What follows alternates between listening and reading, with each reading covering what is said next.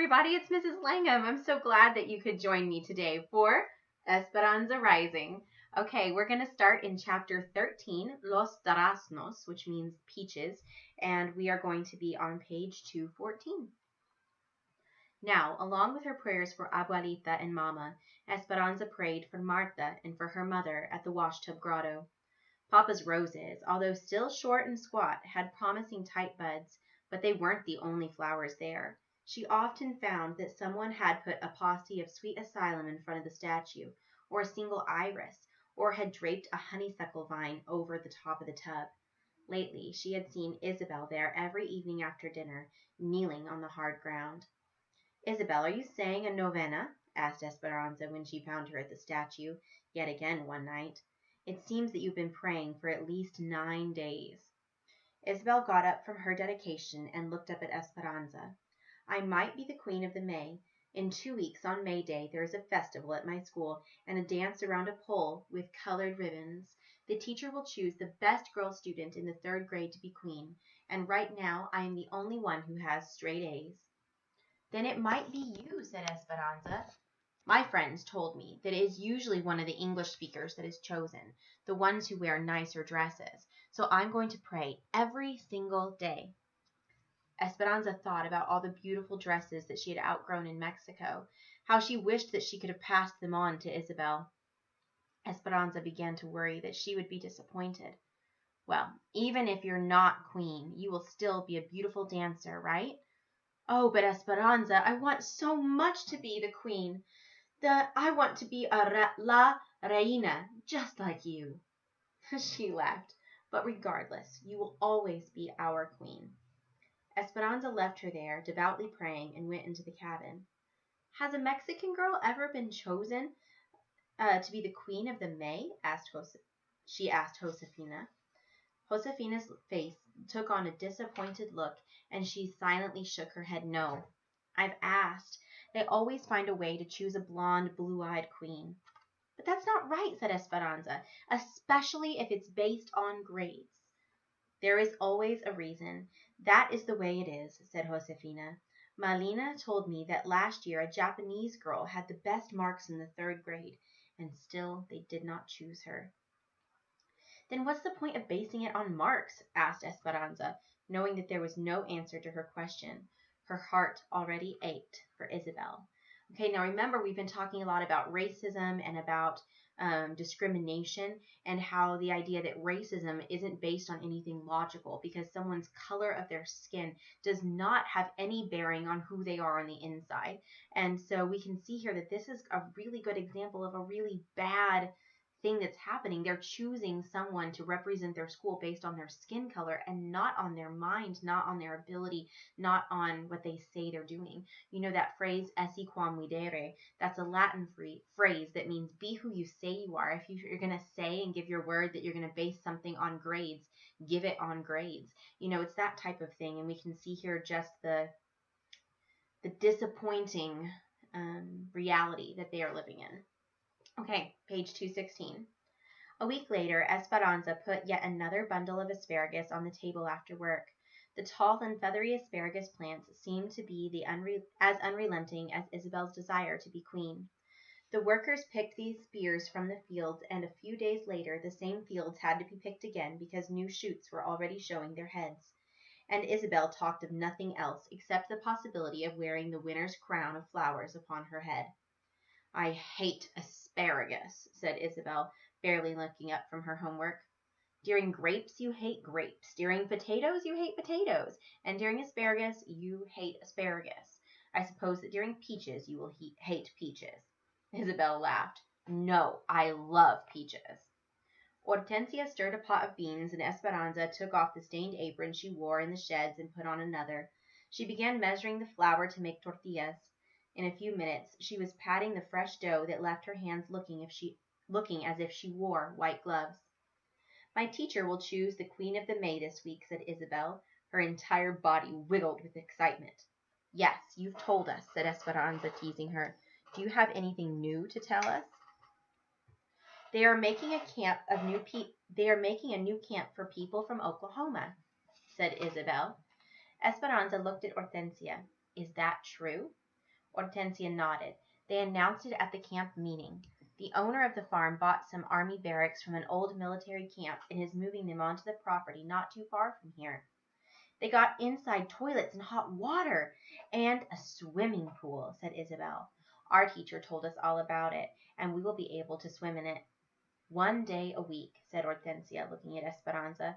The Mexicans can only swim on Friday afternoons because they clean the pool on Saturday mornings. Esperanza pounded the dough a little too hard. Do they think we're dirtier than the others? Hortensia did not answer back, but turned to the stove to cook a tortilla on the flat black comal over the flame. She looked at Esperanza and held her finger to her mouth, signaling not to discuss too much in front of Isabel. Okay, so here we can see here is another example of unfounded racism. I mean, not that there is ever really a case for racism, but this is especially just a really sad thing that people are treating these Mexican workers like they're dirty simply because they have skin that's a different color. There is no excuse for it. It's ignorance. Anytime that someone says that, a person's worth is based on their color, that's an ignorant statement. And you can just see how that is just such a crazy situation. Miguel walked in and kissed his mother and then picked up a plate and a fresh tortilla and went to the pot of beans. His clothes were covered in mud that had dried gray. How did you get so dirty? Asked Hortensia. Miguel sat down at the table. A group of men showed up from Oklahoma. They said that they would work for half the money and the railroad hired all of them. He looked into his plate and shook his head. Some of them have never even worked on a motor before. My boss said that he didn't need me, that they were going to train the new men. He said I could dig ditches or lay tracks if I wanted. Esperanza stared at him, her floured hands in midair. What did you do? Can you not tell from my clothes? I dug ditches. His voice was sharp, but he continued eating as if nothing were wrong. Miguel, how could you agree to such a thing? Said Esperanza. Miguel raised his voice. What would you have me do instead? I could have walked out, but I would have no pay for today. These men from Oklahoma have families too. We must all work at something or we will all starve. A temper Esperanza did not recognize raged to the surface. Then, like the irrigation pipes in the fields when the water is first turned on, her anger burst forth. Why didn't your bosses tell the others to dig ditches? She looked at the dough she was holding in her hand and threw it at the wall.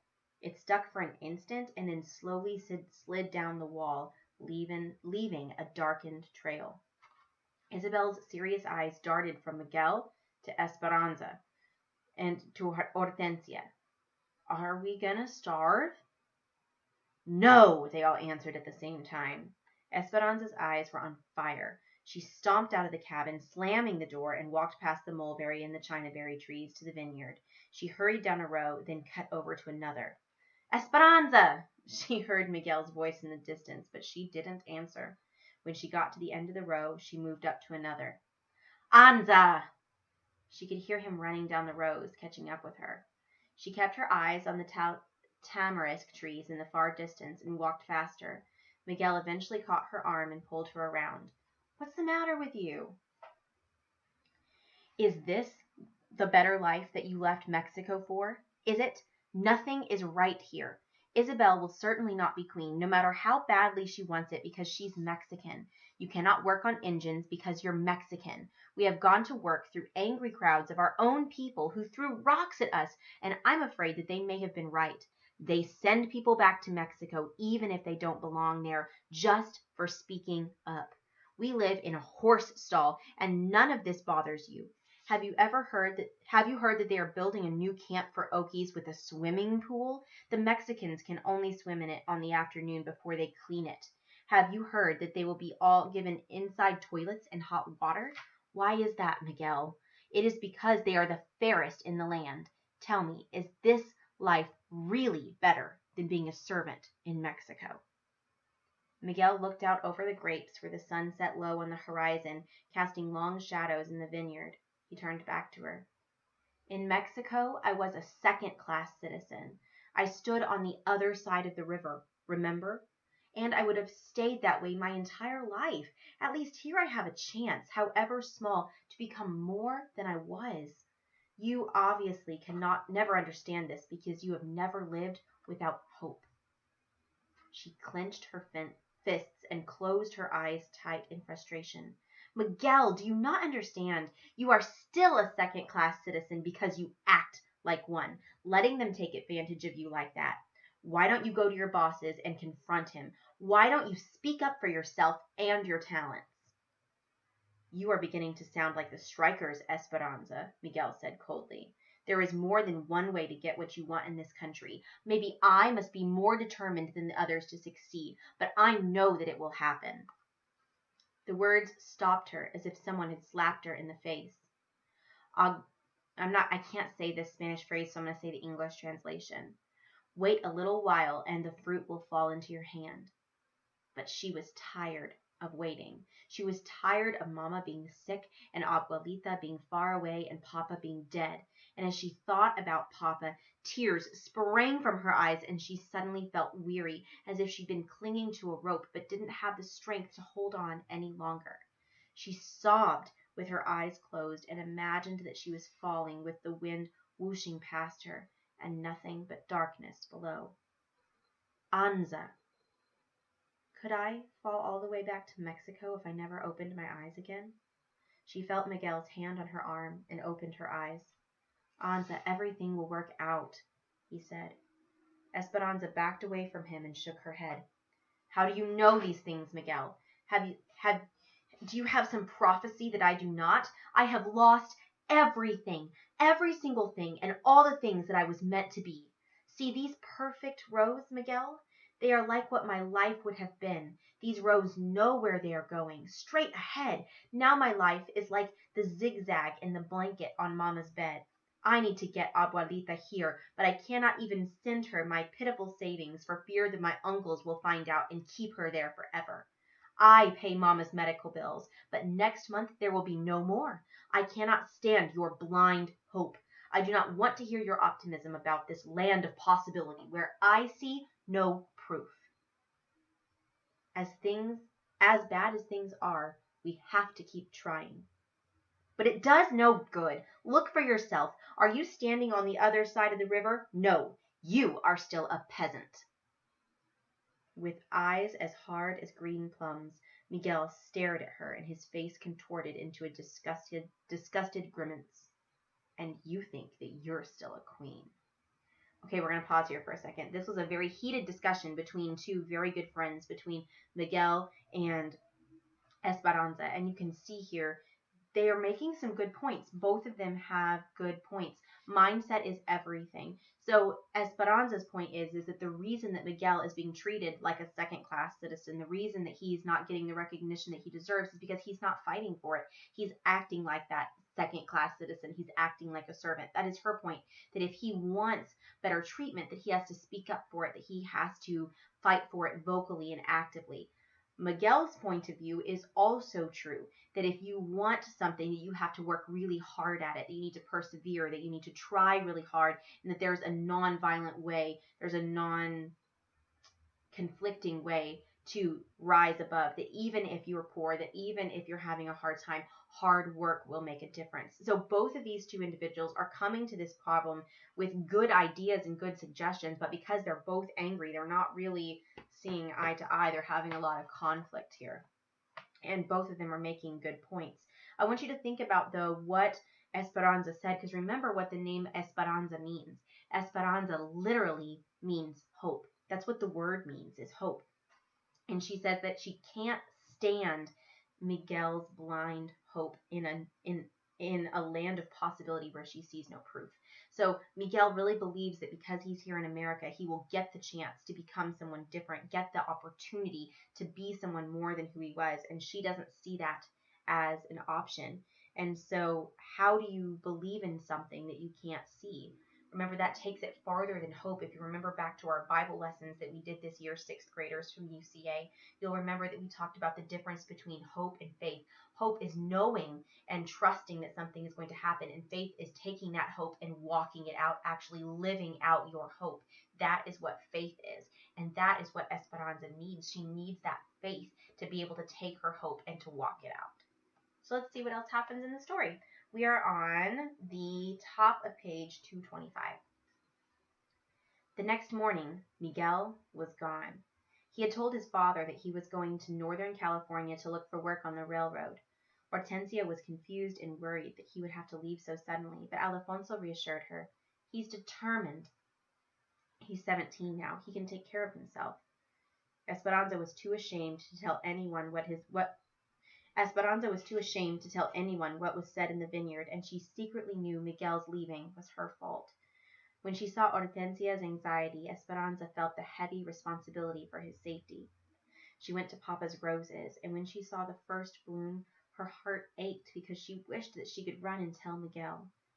"Please, Our Lady," she prayed, "don't let anything happen to him, or I will never be able to forgive myself for the things that I said." Esperanza kept her mind off Miguel by working hard and concentrating on Isabel. When Esperanza saw a lug of early peaches come into the shed, she set aside a bag to bring home with her. She just had to have them, especially today. As she walked down a row of cabins after work, she could see Isabel in the distance, waiting for her. Isabel sat up straight, primly, with her small hands folded in her lap, her eyes searching the row. When she saw Esperanza, she jumped up and ran towards her. As she got closer, Esperanza could see the tear streaks on her cheeks. Isabel threw her arms around Esperanza's waist. "I did not win Queen of the May," she said, sobbing into the folds of her skirt. "I had the best grades, but the teacher said she chose on more than just grades." Esperanza wanted desperately to make it up to her. She picked her up and held her. "I'm sorry, Isabel. I'm sorry they did not choose you." She put her down and took her hand, and they walked back to the cabin. "Have you told the others? Your mother?" "No," she sniffed. "They're not home yet. I was supposed to go to Irene and Melinda's, but I wanted to wait for you." Esperanza took her into the cabin and sat on the bed next to her. "Isabel, it does not matter who won. Yes, you would have made a beautiful queen, but that would have only lasted for one day. A day goes by fast, Isabel, and then it's over." Esperanza bent down, pulled her valise from under the bed, and opened it. The only thing left inside was the porcelain doll. It was the only thing left in it. She had shown it to Isabel many times, telling her the story of how Papa had given it to her. Although a little dusty, the doll still looked lovely, its eyes hopeful, like Isabel's usually were. "I want you to have something that will last more than a day," said Esperanza. She lifted the doll from the valise and handed it to Isabel. "To keep as your own." Isabel's eyes widened. "Oh, no, Esperanza," she said, her voice still shaky and her face wet with tears. "Your papa gave her to you." Esperanza stroked Isabel's hair. "Do you think my papa would want her buried inside the valise all this time with no one playing with her? Look at her. She must be lonely. She's even getting dusty. And look at me. I am much too old for dolls. People would make fun of me if I carried her around, and you know how I hate it when people laugh at me. Isabel, you would be doing me and my papa a favor if you would love her." "Really?" said Isabel. "Yes," said Esperanza, "and I think that you should take her to school to show all of your friends. Don't you agree? I'm sure that none of them, not even the Queen of the May, has ever owned anything this beautiful." Isabel cradled the doll in her arms, her tears drying on her face. "Esperanza, I prayed and I prayed about being Queen of the May." Our Lady knew that being queen would not last, but the doll would be yours for a long time. Isabel nodded, a small smile beginning. "What will your mama say?" Esperanza hugged her. "I have a meeting with the doctor this week, so if he lets me, I will ask her. But I think that Mama would be very proud that she belongs to you." Then grinning, she held out the bag of peaches. "I hate asparagus, too." Esperanza and Hortensia waited in the doctor's office. Hortensia sat and tapped her foot, and Esperanza paced, looking at the diplomas on the wall. Finally, the door swung open, and the doctor walked in, and then scooted behind his desk and sat down. "Esperanza, I have good news," he said. "Your mother's health has improved, and she will be well enough to leave the hospital in a week. She is still a little depressed, but I think she needs to be around all of you. Please remember, though, that once she gets home, she will have to rest to build up her strength. There is still a chance of relapse. Esperanza started laughing and crying all at the same time. Mama was coming home. For the first time in 5 months since Mama had entered the hospital, Esperanza's heart felt lighter. The doctor smiled. She has been asking for her crochet needles and yarn. You can see her now for a few minutes if you'd like. Esperanza ran down the hospital halls with Hortensia behind her to Mama's bedside, where they found her sitting up in bed. Esperanza flung her arms around her neck. Mama! Mama hugged her and then at arm's length Mama hugged her, then held her at arm's length and studied her. Oh, Esperanza, you've grown. You look so mature. Mama still looked thin, but not so weak. Esperanza felt her forehead, and there was no sign of fever. Mama laughed at her. It wasn't a strong laugh, but Esperanza loved the sound. Hortensia pronounced that her color was good and promised to purchase more yarn so that it would be waiting when she came home. You would not believe your daughter, Ramona. She always gets called in to work in the sheds. She cooks now, and she takes care of the babies as well as their own mother. Mama reached up, pulled Esperanza to her chest, and hugged her. I am so proud of you. Esperanza hugged Mama back. When the visiting hour was over, she hated to leave, but kissed Mama and said her goodbyes, promising to tell her everything as soon as she came home. All week they prepared for Mama's homecoming. Hortensia and Josefina scrubbed the little cabin until it was almost antiseptic. Esperanza washed all the blankets and propped the pillows in the bed. Juan and Alfonso cushioned a chair and several crates under the shade trees so that Mama could recline outside during the hot afternoons. On Saturday, as soon as Esperanza helped Mama from the truck, she waited for a quick tour of Papa's roses, and she got weepy when she saw the blooms. Visitors came all afternoon, but Hortensia would only let people stay a few minutes, and then she shooed them away for fear that Mama wouldn't get her rest. That night, Isabel showed Mama the doll and how she was taking care of it, and Mama told her that she thought Isabel and the doll belonged together. When it was time for bed, Esperanza carefully lay down next to Mama, hoping she wouldn't disturb her. But Mama moved closer and put her arms around Esperanza and held her tightly. Mama, Miguel is gone, she whispered. I know, mija, Hortensia told me. But Mama, it was my fault. I got angry and I told him that he was still a peasant, and then he left. It could not have been all your fault. I'm sure he knows that you did not mean it. He'll come back soon. He couldn't be away from his family for long. They were quiet. Mama, we've been away from Abuelita for almost a year. I know, said Mama quietly. It does not seem possible. But I've saved money. We can bring her soon. Do you want to see how much? Before Mama could answer, Esperanza turned on the light, checking to make sure she hadn't woken Isabel. She tiptoed to the closet and took out her valise. She grinned at Mama, knowing how proud she would be of all the money orders. She opened the bag, and her mouth dropped open. She couldn't believe what she saw. She tipped the valise upside down and shook it hard. It was empty. The money orders were gone. All right, so this chapter ends on a cliffhanger, which is really neat. Think about, where do you think the money is, and where do you think Miguel has gone, and why do you think he left? There's a lot of questions that are left unanswered in this chapter, so you're just going to have to wait till the next chapter to find out. All right, guys, I hope you're having a wonderful day, and I will talk to y'all soon. Bye.